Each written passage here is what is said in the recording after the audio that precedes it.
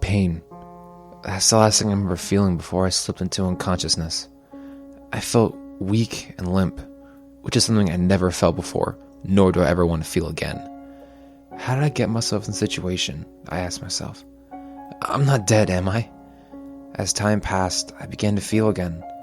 I heard the drips, creaks, and flows of water in the sewer.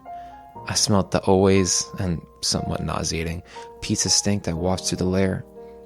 I also started to feel the pain. It surged through my side and feels like I was still being stabbed. I try and fight through it in silence, but I couldn't hold out very long. I scream out and clutch my side as the pain takes its toll on me.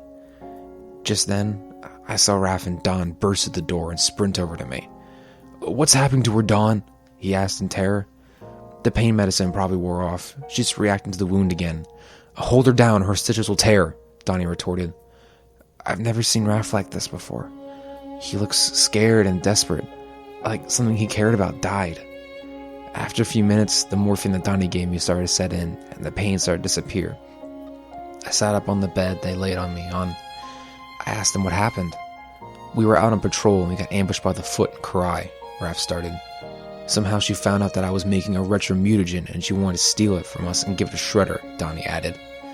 I remember that Donnie was carrying a canister of that stuff so that we could turn April's dad back into a human.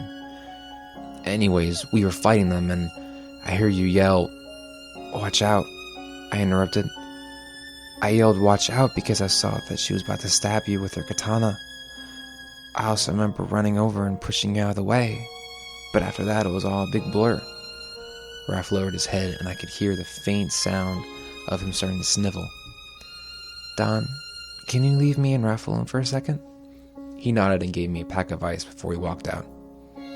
"Raph," I said in a calm but gentle, firm voice, "what happened after I blacked out?"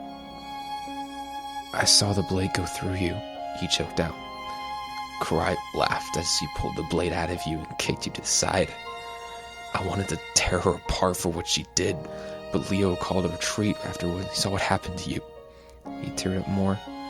"When we got back to the lair, Donnie was trying everything he could to stop you from bleeding and close up the wound. I helped any way I could, but he couldn't guarantee that you make it out alive."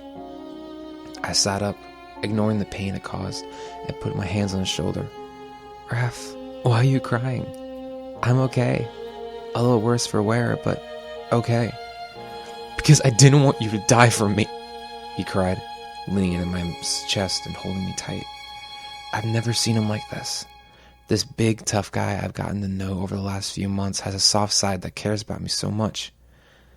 "That's just who I am," I replied to his tears. "I would do that for any of you guys.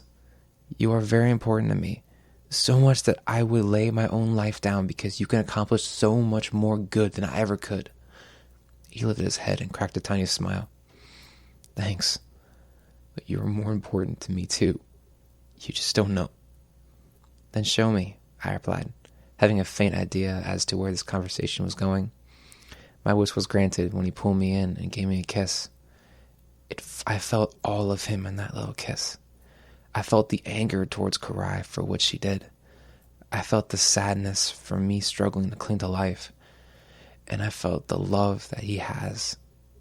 I never want to let go of those feelings. Ever.